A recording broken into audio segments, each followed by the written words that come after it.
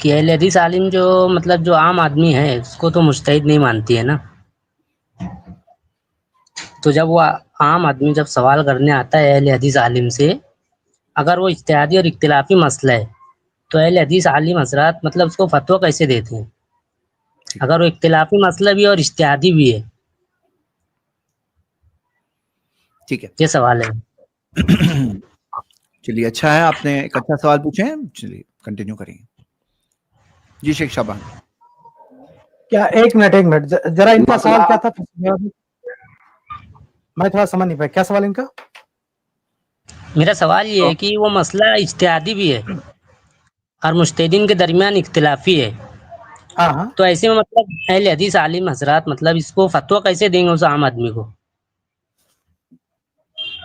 جیسے کوئی مثال بتائے نا، یعنی ایک مسئلہ اجتہادی ہے تو ظاہر سی بات ہے اگر اس مسئلے میں اجتہاد ہو چکا ہے پہلے، جیسے صحابہ کے دور میں اجتہاد ہو چکا ہے تو ظاہر سی بات ہے ان کے اجتہاد کو مقدم کریں گے. اہل حدیث کی دعوت یہی ہے کہ اتباع الدلیل بفہم سلف. تو اگر سلف کے ہاں اس کا جواب موجود ہے، سلف کے ہاں اجتہاد موجود ہے، تو ہم کوئی نیا اجتہاد نہیں کریں گے، اسی بات کو بتا دیں گے اس کو. سلف کے ہاں موجود نہیں ہے، آگے جو ائمہ ہیں انہوں نے بتایا ہے وہ ہم ان کو بتا دیں گے. اور اگر آج نوازل میں سے یعنی آج کوئی مسئلہ پیدا ہو رہا ہے تو اس میں ہم اجتہاد کریں گے. اس میں تو مقلدین بھی اجتہاد کرتے ہیں جو اپنے آپ کو کہتے ہیں اجتہاد کا دروازہ بند ہو گیا ہے. جیسے خون کا عطیہ دینا، ایک آدمی بیمار ہے اس کو خون دینا، یہ مسئلہ نوازل میں سے پہلے تھا ہی نہیں، لیکن اس میں تو مقلدین اجتہاد کرتے ہیں. ائمہ اربعہ میں سے کسی کا فتویٰ نہیں ملے گا آپ کو. یہ آج کے مقلد بیٹھ کے اجتہاد کرتے ہیں. بلکہ آپ حیران رہ جائیں گے کہ نوازل میں سب سے زیادہ اجتہادات ان کی طرف سے آتے ہیں، ان مقلدین کی طرف سے. تو یہ الگ الگ ڈیپینڈ کرتا نا سوال کس نوعیت کا ہے. اگر سوال ایسا ہے کہ اجتہاد پہلے ہو چکا ہے صحابہ کا تو وہی اجتہاد ہم بتائیں گے. بلکہ ایسا بھی اجتہاد ہو سکتا ہے جس میں اجماع ہو تو اس میں نئے اجتہاد کی کوئی گنجائش ہی نہیں ہے. ٹھیک ہے. تو وہ جو بھائی پہلے اہل حدیث عالم کیا کرتا ہے جو ہے کہ بھائی اہل حدیث عالم ترجیح قائم کرتا ہے. دلائل موجود ہیں، اجتہادات موجود ہیں، اگر کچھ اختلافات ہیں تو وہ بھی موجود ہیں، اور سارے دلائل اب یکجا موجود ہیں. سارے اختلافات یکجا ایک جگہ دکھ رہے ہیں، اختلافات یکجا ہیں اور ان کا علم ہے اور دلائل کا علم ہے. اہل حدیث عالم ترجیح قائم کرتا ہے اور ہر اہل حدیث عالم جواب دیتا بھی نہیں، یہ بھی آپ جان لیجئے. اور ہر اہل حدیث عالم ہر مسئلے کا بھی جواب نہیں دیتا. بہت سارے مسائل آتے ہیں اہل حدیث عالم احالہ ہمارے یہاں ہم نہیں دیتے ہیں. آپ ایک اس اسٹریم میں آپ دیکھ لیجئے 2500 سوالات ایسے مل جائیں گے جو ہم لوگ کہہ دیتے ہیں یہ بہت خالص فقہی سوال ہے، یہ فلاں جگہ جائیے، یہاں وہاں تفصیل لے لیجئے. تو ہم لوگ بھی نہیں دیتے اور ہمارے دیگر علماء بھی نہیں دیتے جواب، احالہ کر دیتے ہیں کہ فلاں سے آپ پوچھ لیجئے. تو ہر سوال کا ہمارا عالم جواب نہیں دیتا اور ہمارا ہر عالم جواب نہیں دیتا، اور جب جواب دیتا ہے تو ترجیح قائم کرتا ہے، نیا قول نہیں لے کے آتا ہے. اب آپ کو جو پوچھنا ہے پوچھیے. وہ جو پہلے اجتہاد ہو چکا ہے صحابہ میں اور سلف میں، تو جب آپ مطلب اس کو اس اجتہاد کو ماننے کا بولیں گے تو وہ اس چیز کا مقلد ہو جائے گا نا. نہیں مقلد جیسے ہوگا. پہلے وہ اجتہاد ہو چکا ہے، نہیں، ایک اب وہ منٹ. قول اگر اپن پیش کریں گے تو وہ اس کا مقلد ہوگا نا، نہیں، سنو نا کیونکہ میری اس کے بات اندر سنو. اجتہاد کی صلاحیت نہیں ہے. ارے میری بات سنو. پہلے جو ہاں اجتہاد ہو چکا ہے اس کی دو قسمیں ہوں گی. پہلی قسم ہوگی جس پر اجماع ہو چکا ہے اجتہاد پہ، ہاں وہ تو اجماعی کہلایا جائے گا. آپ بتائیے اس کو ماننا تقلید ہوگا؟ آپ اجماع کو بتائیے. ماننا بھائی اجتہاد دو طرح کا ہوگا نا، ایک اجتہاد جس میں اجماع ہو چکا ہے. تو ہاں اگر کسی اجتہاد پر اجماع ہو چکا ہے کیا اس کو ماننا بھی تقلید ہے؟ نہیں، اجماع کو تو ماننا تقلید نہیں ہے نا. تو پھر یہ آپ نہیں کہہ سکتے کہ اگر ہم نے سلف کا یعنی صحابہ کا اجتہاد کوئی پیش کر دیا جس پہ اجماع ہو چکا تو آپ یہ نہیں کہیں گے کہ اس اجتہاد کو ماننا تقلید ہو گیا. اب رہا دوسرا مسئلہ کہ اجماعی جس میں مسئلے تو اجتہاد اختلاف ہے. ہوگا نہیں. ہاں کیا چیز کیا کہہ رہے ہیں؟ اجماع جب ہو چکا ہے تو اجتہاد کیسے کرے گا آدمی؟ اللہ کے بندے کسی مسئلے اجماع بغیر اجتہاد کیا ہو سکتا ہے؟ اجتہاد کریں گے تبھی تو اجماع ہوگا. یعنی سارے مجتہد. اجماع کی تعریف کیا ہے آپ کو پتا؟ اجماع کی تعریف بتایا. مطلب میں اپنے الفاظ میں بتا سکتا ہوں، مطلب اصطلاحی تعریف تو بتائیے، نہیں بتا پاؤں گا. اپنے الفاظ میں بتائیے. ہاں مثلا مجتہدین کا کسی مسئلے میں मतलब इत्तेफाक हो जाना उसको मुज्तहिदीन का इत्तेफाक, इजमा की तारीफ क्या है? इज्तिमाउ मुज्तहिदी, मुज्तहिदी हादिल उम्मा, इस उम्मत के मुज्तहिदीन का इज्तिमा। तो मुज्तहिदी यानी इज्तिहाद, तो इज्तिहाद करने के बाद किसी बात पे अगर इजमा हो गया तो वो भी एक इज्तिहाद ही है ना। इजमा के बाद वो इज्तिहाद बन गया। जब सारे लोगों का इज्तिहाद एक ही है तो वो भी इजमा हो गया। तो इजमा को मानना यानी ऐसा इज्तिहाद जिसपे सारे मुज्तहिदीन मुत्तफिक है, उसको मानना तकलीफ तो नहीं है ना।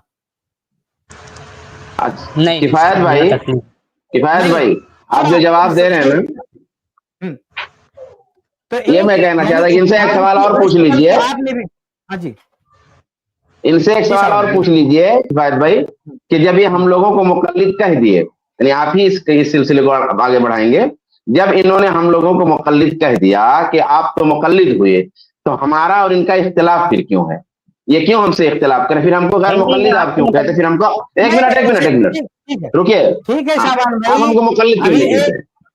अभी हमने एक मिनट भाई साहब, एक मिनट रुकिए, पहले मेरी बात खत्म कर लीजिए, मैं जो आपसे बात कर रहा हूँ। एक पॉइंट तो हल हो गया कि वो इज्तिहाद जिस पर इजमा हो चुका है, अहले हदीस वो इज्तिहाद पेश करते हैं, तो इसको तकलीद नहीं कहा जाएगा। ये आपने भी मान लिया है ना, ये आपने भी मान लिया। अब रहा दूसरा, क्या हुआ? वो तो इजमा को मान रहे हैं, वो तकलीद नहीं हुई, ये बोल रहा हूं मैं। तकलीद नहीं है ना। हाँ, अब दूसरा इज्तिहाद जिसमें इख्तिलाफ है। अब सहाबे कराम में अगर इख्तिलाफ है तो अहले हदीस क्या करेगा? उस इख्तिलाफ में भी देखेगा कि दलाइल ज्यादा किस इज्तिहाद की तरफ है, यानी कुरान और हदीस के दलाइल किस इज्तिहाद से ज्यादा करीब तर हैं। तो जो इज्तिहाद, जैसे सहाबा में अगर इख्तिलाफ हो गया या ताबीन में भी इख्तिलाफ हो गया, तो हम देखेंगे कि दो गिरोह है, तो किस गिरोह की बात कुरान और हदीस से ज्यादा अकरब मालूम होती है। तो जो बात कुरान और हदीस से ज्यादा अकरब मालूम होगी, हम उस बात को ले लेंगे, हम उस बात को बताएंगे कि देखो ये कुरान और हदीस से ज्यादा अकरब है। या वाज़ेह, या हो सकता है कि उस इज्तिहाद उसमें बाकायदा कोई सही कुरानी आयत हो या हदीस हो, तो वो इज्तिहाद हम बता देंगे। उसको मानना अगर आप कहते हैं तकलीद, यानी इख्तिलाफ में से किसी एक इज्तिहाद को चुन के बताना, अगर आप ये कहते हैं कि इसको तकलीद हो गई, तो ये तकलीद नहीं है। क्यों? दो वजह है। मैं यहां पे दो बातें कहूंगा। पहली बात यह है कि किसी एक आलिम, यानी किसी को खास नहीं किया जा रहा है कि इन्हीं की मानना। भाई सहाबे कराम में या ताबीन में जो है सैकड़ों उलमा हो सकते हैं, लेकिन किसी मसले में किसी का इज्तिहाद पेश किया जाएगा जो कुरान और हदीस से अकरब होगा। दूसरे मसले में अगर उनका इज्तिहाद कुरान और हदीस से अकरब नहीं तो छोड़ दिया जाएगा, दूसरे सहाबा का इज्तिहाद पेश किया जाएगा जो कुरान और हदीस से अकरब है। तो जब हम किसी को लॉक नहीं कर रहे हैं, किसी को तय नहीं कर रहे हैं, तो भाई ये कहां से, ये तकलीद कैसे हो जाएगी? तकलीद तो ये होता है कि किसी को हम खास कर देते कि खास हमें इन्हीं को मानना है। तो हम ये तो थोड़ी कहते हैं कि भाई इनकी जो भी बात है सारी बात आप इनकी माने, तो ये जो है तकलीद नहीं है, क्योंकि दलाइल की बुनियाद पर हम इंतखाब करते हैं। हम शख्सियत की बुनियाद पर इंतखाब नहीं करते कि फला शख्सियत में है, दलाइल की बुनियाद पर हम इंतखाब करते, इसलिए हम इनका मुकल्लिद नहीं बना रहे, क्योंकि हम कोई खास दायरा नहीं, न एक शख्सियत को न दो तीन शख्सियत को। तकलीदी प्रॉब्लम क्या होता है? तकलीद में या तो एक शख्सियत या कई शख्सियत को जो है खास कर देते हैं कि इन्हीं का मानना है। लेकिन हम जब सलफ में से किसी का इज्तिहाद चुनते हैं, मुंतखब करते हैं दलाइल से कुर्बत की बुनियाद पर, तो हम किसी को खास नहीं करते कि एक हो या दो हो। लेकिन आपके यहाँ मामला क्या होता है कि आप किसी को खास कर देते हैं। ये तकलीद कैसे है? अगर एक न सुनिए, ये एक बात होगी। दूसरी बात ये है कि अगर आप इसको तकलीद कहते हैं, अगर आप इसको तकलीद कहते हैं, तो फिर मेरे इस सवाल का जवाब दीजिए कि बहुत सारे मसाइल में फ़िक़्ह हनफी वाले इमाम अबू हनीफा रहमुल्लाह का कौल छोड़कर, इमाम अबू हनीफा रहमुल्लाह को छोड़कर साहिबैन के कौल या किसी और कौल की बात को लेते हैं, बल्कि किसी मामले में तो मुतअख्खरीन अहनाफ की बात, जो खुद अपने आप को मुक़ल्लिद कहते हैं, उनकी बात को ले लेते हैं अबू हनीफा रहमुल्लाह की छोड़ के। तो ये तकलीद किसकी करते हैं? इन मसाइल में किसकी तकलीद? जिसने इमाम हनीफा रहमुल्लाह के अक़वाल को छोड़ दिया, दूसरे का कौल लिया, तो ये एक अबू हनीफा रहमुल्लाह की तकलीद करते हैं, दूसरों की तकलीद करते हैं? इसका भी जवाब दीजिए। अब बताइए क्या कहते हैं? मैं ये कह रहा हूँ कि दलाइल को राजे मरजू करार देकर आप जो फतवा दे रहे हैं, हाँ, ये खुद भी एक इज्तिहाद है ना? हाँ इज्तिहाद है, हाँ बिल्कुल इज्तिहाद है। मुज्तहिदीन के अक़वाल को लिया, بعض کو کہا کہ یہ دلائل کے اقرب ہے، یہ کتاب و سنت ہاں کے زیادہ قریب ہے، اور بعض ہاں ہاں تھوڑا دور ہے. تو ہاں یہ جو ہاں عمل ہے آپ کا، یہ خود اجتہاد ہے نا. بالکل تو اجتہاد ہے. آپ جب مطلب یہ اجتہاد ہے تو آپ فتویٰ اپنے اجتہاد پر دے رہے ہیں نا. اپنے اجتہاد پہ کہاں دے رہے ہیں؟ کسی ترجیح دے رہے ہیں. آپ دیکھو بھائی اجتہاد کر کے اگر دلائل کو ترجیح، راجح دیکھو مرجوح کہیں قرار دے اجتہاد رہے ہیں نہیں نا. کریں گے. سنو آپ فرق نہیں کر پا رہے. کہیں عالم کہیں اجتہاد کرتا ہے، کہیں ترجیح دیتا ہے. اگر ہاں اجتہاد کا جیسے نوازل ہے، جیسے نوازل کا معاملہ ہے، جیسے آج کل کوئی مسئلے پیش آتے ہیں، خون کا تجزیہ فلاں، یہاں خود کا اجتہاد کر سکتا عالم، اپنا اجتہاد. ایسے مسائل آ سکتے ہیں کہ ایک اہل حدیث عالم اپنا اجتہاد پیش کرے. لیکن یہ بھی ہوتا ہے کہ اپنا اجتہاد ہر جگہ نہیں پیش کرتا. پرانے جو مجتہدین ہیں ان کے ہاں اجتہادات میں ترجیح دیتا ہے. یعنی وہ بحیثیت طالب علم، یعنی خود اجتہاد نہیں کر رہا ہے، لیکن کئی اجتہادات ہیں، اس میں کسی ایک کو منتخب کر رہا ہے دلائل کی بنیاد پر، اس کو ترجیح بولتے ہیں. یعنی اجتہاد کا کی ترجیح دیتا ہے کہ یہ راجے کہ یہ راجے، وہ خود اجتہاد نہیں کر رہا ہے، لیکن دلائل کی بنیاد پر کسی ایک کو منتخب کر رہا ہے. یعنی وہ مجتہد نہیں ہے، لیکن جو مجتہدین نے جو فیصلہ سنایا ہے ہاں وہ اس کے درمیان فیصلہ کر رہے ہیں کہ یہ ترجیح اس کو زیادہ ہے، اس کو ترجیح کم ہے. ہاں دلائل کی جو بنیاد پر، انسان دلائل کی مطلب بنیاد پر. جی جی. جو خود مجتہد نہیں ہے وہ مجتہدین کے درمیان فیصلہ کر رہے ہیں، مطلب ایسی بات ہے.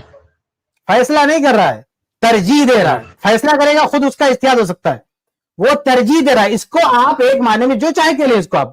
لیکن پہلے جیسے صحابہ کرام کے اجتہادات ہیں، ان میں سے کسی اور کو چن، اگر دو اختلاف ہے، اس کو دوسرے معنی میں کیا کہتے ہیں؟ ایک اصول ہے کہ لا یجوز احداث قول جدید، کہ کسی نئے قول کی بنیاد رکھنا جائز نہیں ہے. تو اگر دو طرح کا اجتہاد ہے، دو اقوال ہیں، تو ایک اہل حدیث عالم کوئی تیسرا قول نہیں لا سکتا. یعنی اس مسئلے میں تیسرا نہیں لا سکتا. انہی دو میں سے کسی ایک کو چنے گا جو دلائل سے اقرب ہیں. تیسرا یعنی کوئی نیا اجتہاد نہیں کر سکتا وہ. یہ باقاعدہ، بلکہ یہ تو تمام لوگوں کا متفقہ اصول ہے، لا یجوز احداث قول جدید، کہ نئے قول کی بنیاد آپ نہیں رکھ سکتے. پہلے سے جو اجتہادات موجود ہیں اچھا صحابہ کرام کے، اگر جو رائے ہے ان میں سے کسی ایک کو لینا ہے، کوئی تیسری رائے آپ نہیں بنا سکتے. کفایت بھائی، چلو آپ نے جیسے ان کو ترجیح ذرا دے دی. بات آگے بڑھانے دیجئے. ایک منٹ، آپ ذرا بات آگے بڑھائیے. آپ کہنا کیا چاہتے ہیں ذرا کہیے تو ہم لوگ پھر اس پہ آتے ہیں. کفایت بھائی دھیان سے سنیے ان کی بات. یہ کہیے آپ اپنی بات. چلیں میں یہ کہہ رہا بولیے. ہوں کہ جیسے مجتہدین کے درمیان اختلاف ہوا ہے، وہ جی جی اجتہادی مسئلہ ہے نا. بالکل اب ٹھیک. ایک عالم اس میں ترجیح دے رہا ہے، جی ہاں ان مسائل کو راجح مرجوح قرار دے کر، ترجیح دے کر، ایک عام آدمی، ایک عام اہل حدیث مطلب عوام جو ہے اس کو فتویٰ دے رہے ترجیح دے کر. ہاں تو ہاں وہ جو عالم ہے وہ خود اجتہاد کر کے اس عامی کو فتویٰ دے رہے اپنے اجتہاد پہ عمل کرنے کے لیے. اپنے اجتہاد پہ تو وہ عمل جو کرنے کے لیے عامی ہے وہ مجتہد. عالم ایک کو منٹ ایک ترجیح مل منٹ، جائے گا نا. پہلے الفاظ مت بدلو، الفاظ مت بدلو، الفاظ اس طرح استعمال کرو. شیخ صاحبان بس ایک جی پوچھ جی لوں میں سے بات. یہی کام دیوبندی بھی کرتا ہے، حنفی بھی کرتا ہے. اس کے بارے میں آپ وہی کیا میں کہتے کہنے ہیں؟ جا رہا جو وہی مجھے فقہ کہنا حنفی تھا. میں بھی جی اختلاف ہوتا ہے، اس میں بھی ترجیح ہوتی ہے. ایک طرف ابو حنیفہ وہ تو رحمہ اللہ کا ناقل ہے نا اجتہاد ہے، حضرت. ایک طرف، ایک حضرت منٹ میری بات سنو. ابو حنیفہ رحمہ اللہ کا اجتہاد ہے، امام محمد کا اجتہاد ہے، امام ابو یوسف کا اجتہاد ہے. ایک حنفی مولوی چنتا ہے کہ کس کو لیں گے، وہ ایک عامی کو بتاتا ہے یہ بتاؤ یہ کیا ہے. وہ تو ناقل ہے نا، وہ صاحب لکھتے کفایت ہیں یہ بھائی، قول امام کفایت ابو بھائی، حنیفہ کا اجتہاد. یہاں پہ کس کا مقلد بنا ہاں رہا ہے؟ یہ جو چن رہا ہے اپنا مقلد بنا رہا ہے. آپ اس کے بارے میں بتاؤ نا. نہیں، وہ تو ناقل ہے نا، یہی وہ میں ان سے مجتہدین کے پوچھنا اقوال چاہ نقل رہا. کر دے گا نا. نہیں نہیں نہیں نہیں نہیں نہیں نہیں غلط بات، غلط بات. آپ دونوں ایک ساتھ نہیں بات کر رہے ہیں، نہیں مجھے سمجھ نہیں آ رہا ہے. ارے بھائی فقہ حنفی میں ایک چلو طرف ٹھیک. امام ابو حنیفہ رحمہ اللہ کا قول، ایک طرف امام محمد رحمہ اللہ کا قول، ایک طرف امام ابو یوسف رحمہ اللہ کا قول. ان میں سے کسی ایک کو چنتا ہے، ایک دیوبندی کسی ایک کو چنتا ہے اور وہ بتاتا ہے اس پہ عمل کرو. بتاؤ کس کا مقلد بنا رہا ہے؟ اپنا مقلد بنا رہا ہے کہ ابو حنیفہ رحمہ اللہ کا مقلد بنا رہا ہے، یا امام کس کا مقلد بنا رہا ہے؟ بتاؤ. وہ ترجیح نہیں دے رہے حضرت، وہ تو ناقل ہے نا. اگر وہ مسئلہ اجتہادی ہے نا، وہ نہیں مسئلہ نہیں اگر غلط بات، اجتہادی ہے تو وہ مجتہدین کے اقوال نقل کر دے گا نا. ارے کسی غلط ایک بات. سب کا نقل کرے گا، سب پہ عمل کرو، آدھا چھوڑ دے گا. کوئی ایک بتائے گا نا اس پہ عمل کرو، کسی ایک کا میں قول وہی لے گا نا کہہ اس پہ رہا عمل ہوں کرو. چنے گا کہ نہیں کہ چنے اگر گا؟ وہ مسئلہ اگر اجتہادی ہے تو وہ ایک منٹ. احناف کا جو نہیں نہیں مفتی ہے وہ یہ آپ جو کہہ رہے ہیں نا، مختار نے جو ابھی آپ بات کیجیے گا، میں پہلے اپنے سوال کا جواب لے لوں اس آدمی سے. یہ بتاؤ جو حنفی عالم کہتا ہے چار ابو حنیفہ الگ، امام محمد الگ، امام ابو یوسف الگ، اس میں سے کوئی ایک چن کو دیکھتا ہے یہ لو اس پہ عمل کرو تو اپنی تقلید کروا رہا ہے؟ آپ یہ بتائیے. اپنی تقلید نہیں کروا رہے، مجتہدین کی طرف پھیر رہے نا. ہاں وہ خود اجتہاد نہیں کر رہے نا، راجے مرجو قرار نہیں دے رہے نا. وہ کہتے ہیں کہ خود اجتہاد کر رہا ہے وہ. اہل حدیث یہی کام کرے تو اجتہاد کیسے کر رہا ہے وہ؟ اہل حدیث عالم جو ہے تو وہ ترجیح دے رہے ہیں نا مجتہدین کے درمیان جج بن کر. وہ بول رہا ہوں میں. اچھا تو آپ کا عالم دیوبندی ترجیح نہیں بننا. یہ جو فقہ حنفی وہ کا دیوبندی بناتے ہیں تو مجتہدین کا قول نقل کر دے رہے امام ابو حنیفہ کا لینا ابو یوسف کا، یہ جو نہیں بننا ہے. وہ کیا ہیں. کرے حضرت بتاؤ آپ نعرہ وہ ناقل ہے، اجتہادی مسئلے کو مجتہد کا قول نقل کر دے رہے ہیں. وہی دیوبندی کرے حنفی کرے وہ جو نہیں بننا ہے، وہ مقلد کرے وہ جو نہیں بننا ہے. یہ فرق یہ دوہرا معیار کیوں، دوغلی پالیسی کیوں، مجھے یہ بتائیے. یہ دوغلی سن نہیں رہے پالیسی میری کیوں؟ بات، سن نہیں ارے رہے آپ میری نہیں بات. سمجھ رہے ہماری بات بھائی. یہ دوغلی پالیسی کر رہے ہو. سیم ایکٹیویٹی ہے، سیم عمل ہے، نہیں سین ایک نہیں جگہ کہہ رہے ہو ہے، کچھ سین کہہ رہے نہیں ہو، ہے ایک میری جگہ بات. کچھ کہہ رہے ہو. اگر وہ مسئلہ اجتہادی ہے نا تو حنفی جو عالم ہے نا وہ صاف لکھ دے گا کہ امام ابو حنیفہ کا یہ قول ہے، اس میں یہ اجتہادی مسئلہ ہے، مجتہد کی طرف پھیر دے گا. لیکن اہل حدیث عالم نہیں کیا بھائی کرے گا؟ ایسا نہیں ہے، ایسا نہیں ہے. ارے بھائی ایک حنفی منٹ، اگر کوئی ایک نہ ایک ایک مثال لے کر کے اس کو سمجھ لیتے ہیں. ایک مثال لے کر کے اس کو سمجھ لیتے ہیں. اگر کوئی حنفی خاتون کسی حنفی مفتی کے پاس جاتی ہے اور اس حنفی مفتی سے پوچھتی ہے کہ چہرے کے پردے کا کیا حکم ہے، تو وہ کیا فتویٰ دے گا وہ؟ نہیں مجھے اس کے بارے میں علم نہیں ہے حضرت. تو میں آپ کو بتا دیتا ہوں نا، امام ابو حنیفہ کے یہاں چہرے اور ہتھیلی کا پردہ نہیں ہے. اب بتائیں، مفتی حنفی ہے، مستفتی حنفی ہے، اور امام ابو حنیفہ کے یہاں چہرے کا اور ہتھیلی کا پردہ نہیں ہے. ٹھیک ہے، تو اب وہ کیا فتویٰ دے گا؟ یہ مسئلہ اختلافی ہے. ارے بھائی، اختلافی اتحادی سے آپ کو کیا لینا دینا ہے؟ آپ کے لیے امام کا قول کافی ہے میں نا. آپ کو اجتہادی کیا کی فرق بات پڑتا ہے کر اس سے رہا کہ ہوں نا، اختلافی کی اتحادی؟ امام ابو حنیفہ کا قول تو ہے نا اس کے اندر کہ امام حنیفہ کے یہاں چہرے کا پردہ اور ہتھیلی کا پردہ نہیں ہے.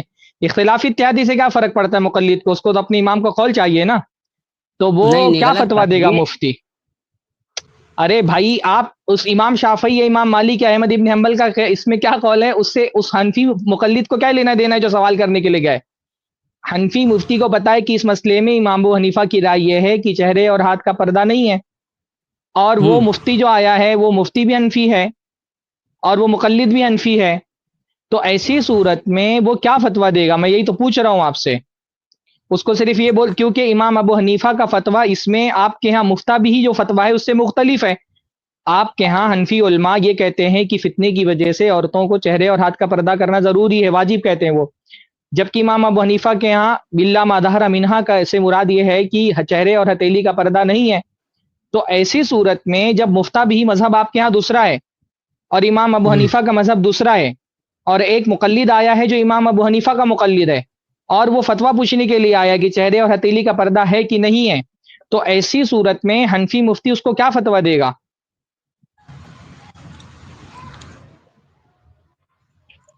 وہ مجتہدین کی چلو بھائی، طرف اس ہی مسئلے رجوع کروائے گا نا.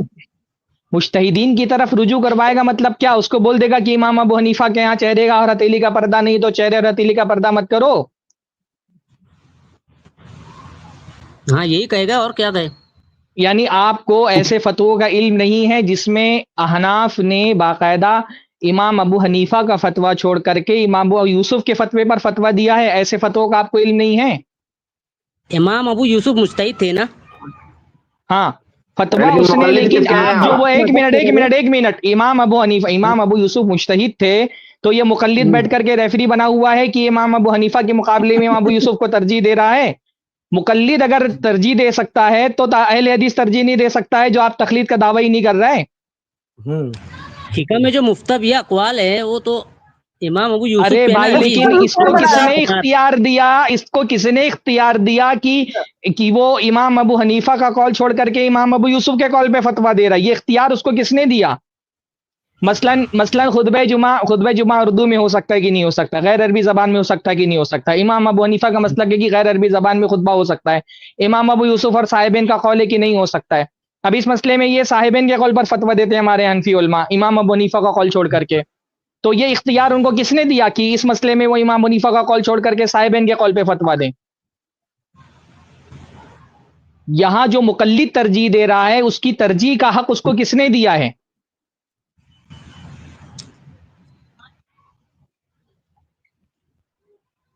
بولیے. مطلب آپ یہ کہنا چاہ رہے ہیں کہ حنفی عالم بھی کس دلیل کی ترجیح دیتا ہے، مطلب آپ یہ کہنا چاہ رہے ہیں نا؟ آپ جانے کی ترجیح کیوں دیتا ہے آپ حنفی ہیں؟ آپ بتائیں ترجیح دلیل کی بنیاد پر دیتے ہیں، کس بنیاد پر دیتے ہیں آپ؟ کسی مسئلے میں صاحبین کے قول پر کیوں فتویٰ دیتے ہیں آپ امام حنیفہ کا قول چھوڑ کر کے؟ لیکن دونوں کی بنیادیں ترجیح الگ الگ ہے. ارے بھائی آپ بتاؤ نا، ہم کیوں بتائیں؟ چلو تم کو ایک تیسرا مسئلہ بتاتا ہوں، میں تیسرا مسئلہ بھی بتاتا ہوں. اللہ کے نبی صلی اللہ علیہ وسلم کی شان میں گستاخی کرنے والا جو اللہ کے نبی صلی اللہ علیہ وسلم کو گالی دے، امام حنیفہ کے یہاں اس کا قتل سزا نہیں ہے اس کی. ارے بھائی مسئلے سن لو، بھی بہت سارے مسئلے ہیں.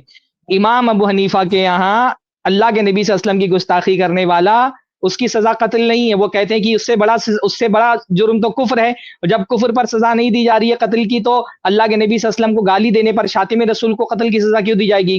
لیکن موجودہ دور کے تمام حنفی علماء اس مسئلے میں امام ابو حنیفہ کے خلاف فتویٰ دیتے ہیں، دوسرے احناف محققین کے فتوے پر فتویٰ دیتے ہیں. تو بھائی مقلد ہیں، جبکہ مقلد اپنے آپ کو یہ کہتا ہے کہ میں جاہل ہوں اسی لیے میں تقلید کرتا ہوں. تو اگر ایک جاہل آدمی مجتہدین کے فتووں میں ترجیح دے سکتا ہے، تو ایک آدمی جو مقلد نہیں کہتا، جس کو آپ غیر مقلد کہہ رہے ہیں، جو آدمی یہ کہتا ہے کہ دلیلوں کی بنیاد پر ترجیح دینی چاہیے مجتہدین کے فتووں میں، جب مقلد اگر ترجیح دے سکتا ہے تو جو مقلد نہیں وہ ترجیح کیوں نہیں دے سکتا؟ ایک محقق ترجیح کیوں نہیں دے سکتا ہے؟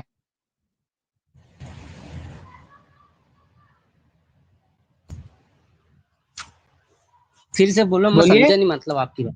ہاں میں نے آپ کے سامنے 3 مسائل رکھے کہ 3 مسائل میں امام ابو حنیفہ کا قول دوسرے حنفی فقہا سے الگ ہے. اس کے باوجود ہاں ان مسائل میں لوگ امام ابو حنیفہ کا قول چھوڑ کر کے دوسرے حنفی فقہا کے قول پہ فتویٰ دیتے ہیں. شاتم رسول کا مسئلہ، چہرے اور ہاتھ کے پردے کا مسئلہ، غیر عربی میں خطبہ جمعہ دینے کا مسئلہ. ان تینوں مسئلوں میں جو حنفی ہمارے دور کے مفتی ہیں وہ امام حنیفہ کے قول پہ فتویٰ نہیں دیتے، کبھی صاحبین کے قول پر، کبھی ابو یوسف کے قول پر فتویٰ دیتے ہیں. اور بہت سارے مسائل ایسے بھی ہیں جس میں صاحبین کا قول چھوڑ کر کے امام ابو حنیفہ کے قول پر بھی فتویٰ دے دیتے ہیں. تو بھائی یہ جو ترجیح دے رہے ہیں آپ کہ کسی مسئلے میں امام حنیفہ کا قول لے رہے ہیں، کسی مسئلے میں صاحبین کا قول لے رہے ہیں، کسی میں ابو یوسف کا قول لے رہے ہیں، کسی میں امام طحاوی کا قول لے رہے ہیں، امام ظفر کا قول لے رہے ہیں، امام محمد بن حسن شیبانی کا قول لے رہے ہیں. یہ جو سوئچ ہو رہا ہے فتووں کے اندر، ترجیح جو ہو رہی ہے، اس ترجیح کی بنیاد کیا ہوتی ہے مفتی کے ہاں پر؟ یہ مفتی جو مقلد ہے مفتی، وہ کس بنیاد پر ترجیح دیتا ہے بعض اقوال کو بعض اقوال پر؟ فتویٰ تو پہلے سے موجود ہے نا، مطلب امام ابو یوسف اور امام ظفر ارے کا. بھائی تو فتویٰ الگ الگ موجود ہے نا، اس میں سے ایک کا فتویٰ چھوڑ کر کے دوسرا فتویٰ منتخب کرنے کی بنیاد کیا ہوتی ہے؟ جیسے چہرے کے پردے کے مسئلے میں امام ابو حنیفہ کا قول چھوڑ کر کے دوسرے فقہا کا قول کیوں لیا؟ دلیل کی بنیاد پر. کیوں بھائی؟ مقلد کو تو دلیل سے کچھ لینا دینا نہیں ہے نا، مقلد ہے نا وہ تو، اس کو تو صرف اجتہاد کی پیروی کرنا ہے نا. وہ دلیل کی بنیاد پر اگر فتوے میں ترجیح دینے لگ گیا تب تو اس میں اور جس کو آپ غیر مقلد کا تانا دے رہے ہیں اس میں فرق کیا بچا؟ نہیں، تقلید عدم علم بھی دلیل کا نام نہیں ہے نا. میں آپ سے جو سوال کر رہا ہوں اس کا جواب آپ نہیں دے رہے ہیں. اگر آپ دلیلوں کی بنیاد پر امام ابو حنیفہ کا قول چھوڑ کر کے صاحبین کا قول لے سکتے ہیں، کسی مسئلے میں صاحبین کا قول چھوڑ کر امام حنیفہ کا قول لے لیتے ہیں، ہے نا، اور آپ کہہ رہے ہیں دلیل کی بنیاد پر، تو اگر مسلک کے درمیان میں اس طرح سے فتووں کا انتخاب دلیلوں کی بنیاد پر کیا جا سکتا ہے، تو اہل حدیث اگر کسی مسئلے میں دلیل کی بنیاد پر امام ابو حنیفہ کا قول چھوڑ کر کے امام شافعی کے قول پر فتویٰ دے دے، دلیل کی بنیاد پر، ابھی آپ نے کہا دلیل کی بنیاد پر، یا کسی مسئلے میں امام ابو حنیفہ اور امام شافعی کا قول چھوڑ کر کے احمد ابن حنبل کا قول اختیار کر لے، تو اس کا کیا جرم ہے پھر؟ آپ اگر امام ابو حنیفہ کا قول صاحبین کے قول کے لیے چھوڑ سکتے ہیں، تو اگر ہم امام ابو حنیفہ کا قول امام شافعی کے قول کے لیے چھوڑ دیں تو ہم مجرم کیوں گئے اور آپ مجرم کیوں نہیں ہیں؟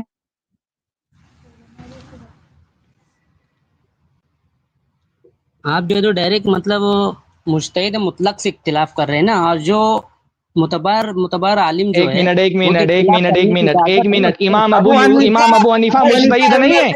امام ابو حنیفہ مجتہد نہیں ہے؟ ہاں امام ابو حنیفہ مجتہد نہیں ہے؟ مجتہد مطلق ہے، وہ بول رہا ہوں نا میں۔ تو ایک مسئلے میں بھائی، ایک مسئلے میں آپ نے امام ابو حنیفہ کو کیوں چھوڑا؟ آپ صاحبین کے قول کی وجہ سے امام ابو حنیفہ کو چھوڑ رہے ہیں، تو امام ابو حنیفہ بھی تو مجتہد مطلق ہے، تو آپ بھی تو مجتہد مطلق سے اختلاف کر رہے ہیں۔ ارے بھائی یہ آپ کا جواب مجتہد مطلق یہ کو آپ چھوڑ کا کر جواب مجتہد میں امام شافعی مجتہد مطلق ہے، اگر ہاں امام ابو حنیفہ کو چھوڑ کر غیر مجتہد فی المذہب کو لیا جا سکتا ہے، ہاں امام یوسف کو، تو مجتہد مطلق کو چھوڑ کر مجتہد مطلق کے اجتہاد کو کیوں نہیں لیا سکتا بھائی؟ ہاں امام ہاں شافعی یہ تو مجتہد مطلق ہے، یہ یعنی مجتہد مطلق کا کون نہیں لینا ہے، مجتہد مطلق کو چھوڑ کر مجتہد فی المذہب کا لے لو، اور ہاں مجتہد مطلق کا لینا جرم ہے۔ واہ بھائی واہ! نہیں میں تو سمجھنے ہے نا، مجھے کچھ ایسا کچھ اعتراض نہیں ہے، ایسی کوئی بات نہیں ہے۔ بہت اچھی بات، وہی تو ہم سمجھا رہے ہیں۔ اب تک نہیں آپ سمجھنے والی بات کر رہے تھے میرے بھائی، اب تک آپ سمجھنے والی بات نہیں کر رہے تھے، سبحان اللہ۔ تو اگر آپ بھائی بات صاف ہے بات صاف ہے کہ آپ اگر کسی مسئلے میں اگر آپ صاحبین کا فتویٰ لے لیتے ہیں امام ابو حنیفہ کا فتویٰ چھوڑ کر نہیں آپ کے، کا تو اعتراض اہل میں حدیث بھی سمجھ تو رہا وہی ہوں کہ کرتے ہیں آپ میرے یہ بھائی۔ بس کر رہا ہے۔ مسئلہ دائرے کا دیکھیے، بس مسئلہ اب بہت نا واضح ہو گئی بات، مسئلہ صرف دائرے کا ہے۔